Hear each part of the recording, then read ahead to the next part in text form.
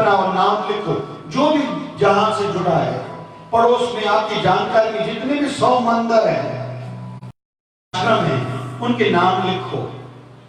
98% 100 में से 98 मंदिरों में दान पेटी में इतने पैसे नहीं आते कि लाइट का बिल भरा जाए, केवल बाकी व्यवस्था का खर्चा कहां से आएगा?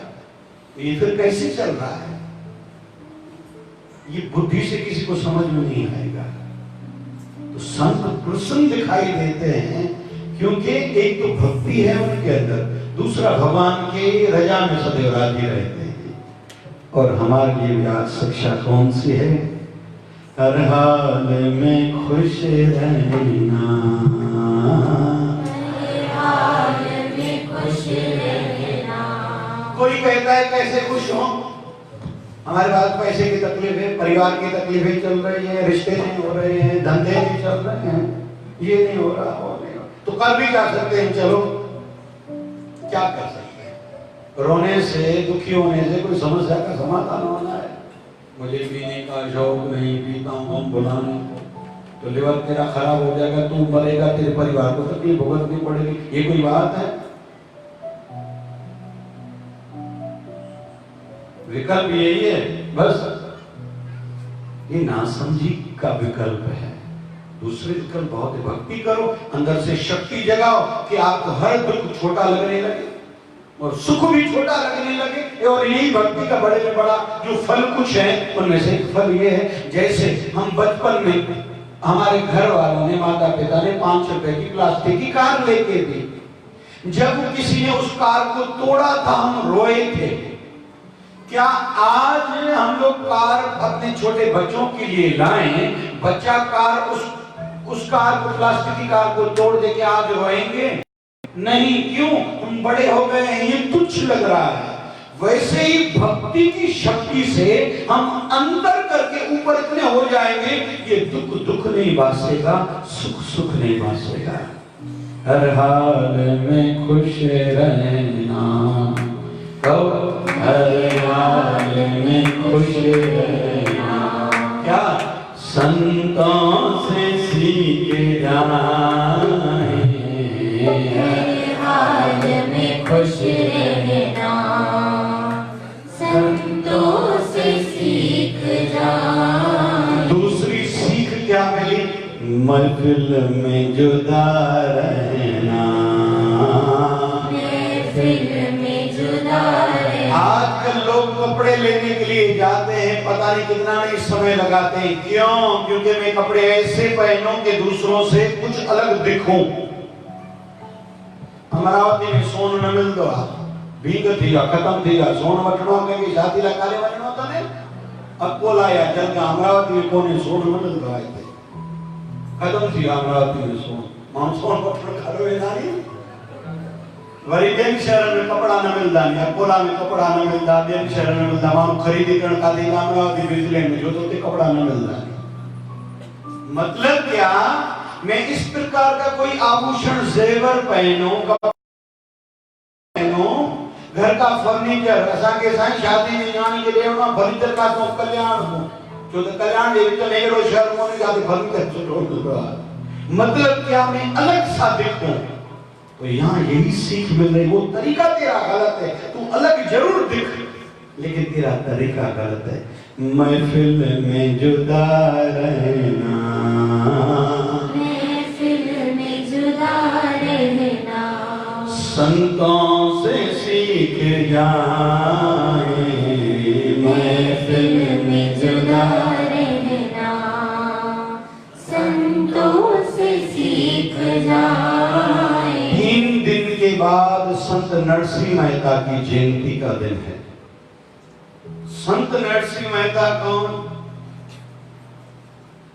थे? तो भगवान शिव जी के उपासक, शिव मंदिर में जाके बैठते थे। एक दिन भाभी ने उल्हाना दिया, भाजाई मेणो दिवस, रोज जाते शिव मंदिर में, शिव ने कभी दर्शन दिया है।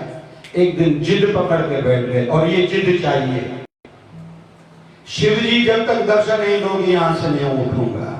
3 दिन के बाद भगवान शिव जी लुंग से प्रकट हुए। बोलिए भगत और भगवान की।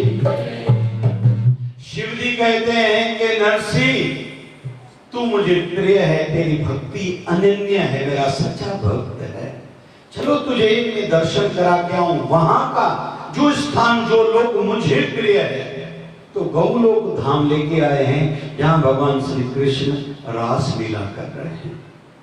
नरसिंह मेहता ने भगवान कृष्ण को देखा, आकर्षित हुए, तो मन का इष्ट, मन का स्वामी, मन का भगवान कृष्ण को बना दिया। भगवान शिव जी लेके आए नीचे, अभी भगवान कृष्ण की भक्ति करने लगे, समय बीतने लगा, दुकान पर धंधे पर ध्यान नहीं देना है। एक समय आया, किसी ने कहा तेरी बेटी का विवाह है, तेरे को चिंता है? बोले मेरी बेटी, मैं हूं भगवान का, तो मेरी बेटी तो हुई किसकी बेटी? भगवान की बेटी, तो भगवान चिंता करे, मैं क्यों करूं? तो भगवान ने पिता का रूप धारण करके खूब दहेज देके उसकी बेटी का विवाह अपने हाथों से कराया था। संत दूर जाके एक मंदिर में साधना कर रहा है, श्री कृष्णम शरणम मम, श्री कृष्णम शरणम मम। एक समय ऐसा आया, फिर बेटे का विवाह हुआ, फिर भी ऐसा कहा संत ने, लेकिन फिर समय बीतने लगा। एक समय ऐसा आया, धीरे धीरे एक एक करके घर के पूरे व्यक्ति, पूरा परिवार मर गया। किसी ने आके कहा संत नरसिंह मेहता को, तू तो भगवान की सच्ची भक्ति करता है, भगवान किया है। तो संत नरसिंह मेहता है कहता है, कौन कहता है कि भगवान मेरे साथ ठीक नहीं कर रहा है? बोले तेरा परिवार पूरा का पूरा मर गया। ऐसा होता है क्या? किसी घर में कोई एक व्यक्ति मरता है, 10-20 साल के बाद दूसरा व्यक्ति मरता है, तेरे परिवार का जल्दी से जल्दी सभी सब खत्म हो गए। तो संत नरसिंह मेहता कहते हैं, ये पक्का विश्वास है, पहली बात मुझसे ज्यादा सुखी मेरे परिवार को भगवान ही रखेगा, तो अच्छा हुआ। दूसरी बात, हो सकता है उनको मोक्ष देना हो मेरे भगवान को, तो मेरे प्रभु ने अच्छा किया, मेरे परिवार को मोक्ष गति दे दी। तीसरी बात, परिवार जीवित था तो कभी नहीं कभी थोड़ा चिंता का विचार आता था, उनके लिए पैसे की व्यवस्था करो। भगवान ने उनको आज नहीं तो कल जाना तो था, खुद के पास बुला के मुझे निश्चिंत कर दिया है और कहा है कि अभी भजन करो, अभी तेरे को कोई चिंता नहीं है।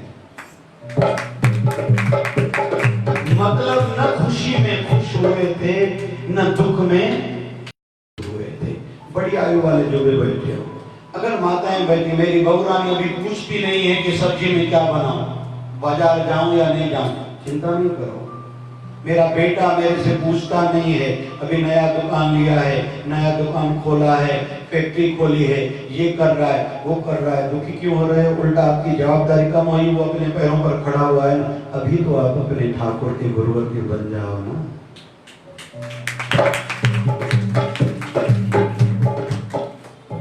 सुख दुख में हंसना रोना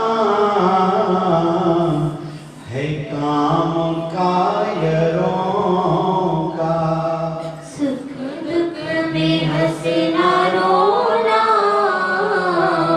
है काम कायरों का।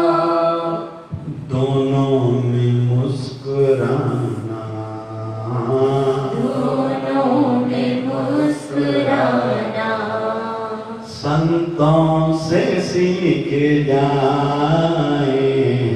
दोनों में मुस्कुराना संतों से सीख जाए। 1008 सदगुरु स्वामी शिव भजन जी महाराज। शरीर ठीक नहीं भी रहता था, लेकिन चिंता एक बात की रहती थी, जो भी आश्रम में आ गए उनको भोजन अच्छा मिले, उनको सत्संग जरूर मिले, उनको व्यवस्था न हो। मुझे याद है ऑपरेशन के लिए जब गए थे, एक संत की फोन आई थी, लखनऊ वाले संत की फोन साइने आई थी कि सुना है आपकी स्वास्थ्य ठीक नहीं है, आप ठीक नहीं हो। बोले बाबा शिवजन साईं कैसे मैं ठीक नहीं हूँ? मैं ठीक हूँ। मैं जिस घर में शरीर थोड़ा ठीक नहीं है, वैसे ही कमरों को, हाल को 4-5 साल के बाद कलर लगाना पड़ता है, कहीं से टूट फूट हुआ है तो रिपेयरिंग करानी पड़ती है। वैसे हम अपने शरीर की रिपेयरिंग के लिए आए हैं, थोड़ा ठीक डॉक्टर कर रहे हैं। ये बिल्डिंग जिसमें मैं रहता हूँ, मतलब मेरा ये शरीर, मेरा तन ठीक नहीं है, लेकिन मैं खुद मौज में हूँ, मस्ती में हूँ, आनंद में हूँ। ये बात आज यहाँ से सीख के जाएं तो खुद से हम सच्चे हैं। और मैंने शुरू में निवेदन किया, आज विशेष भगवान राम और माता सीता के विवाह की तिथि है। पहली बात तो ये, फिर रिपीट करता हूं, जिन बच्चियों की मंगनी और शादी में तकलीफें आ रही हैं, तो माँ सीता भगवान श्री राम को माला पहना रही है, वो फोटो घर में रखें, पूजा करें, प्रार्थना करें, उनका भाग्य खुलेगा, अच्छा वर घर मिलेगा उनको। और आज शादियां भी बहुत हैं। दूसरा, बांके बिहारी का भी आज पट उत्सव, वहां भी उत्सव होगा वृंदावन में भी, क्योंकि वृंदावन में था है, लेकिन मुख्य मंदिर बांके बिहारी के मंदिर को माना जाता है, तो वहां की भी आशीर्वाद हम सब पर हो रही है। 1 मिनट के लिए थोड़ा गाएंगे, फिर समापन की ओर बढ़ेंगे। सीताराम सीताराम सीताराम कहिए, जाए विदे राखे राम, जाए विदे रहिए। सीताराम सीताराम सीताराम कहिए, जाए विदे राखे राम, जाए विदे रहिए। मुख में हो राम नाम, राम सेवा हाथ में, मुख में हो राम नाम, राम सेवा हाथ में। तू अकेला नहीं प्यारे राम तेरे साथ में, तू अकेला नहीं प्यारे राम तेरे साथ में। विधि का विधान जान हानि लाभ सही, जाए विदे राखे राम, जाए विदे रहिए। विधि का विधान जान हानि लाभ सही,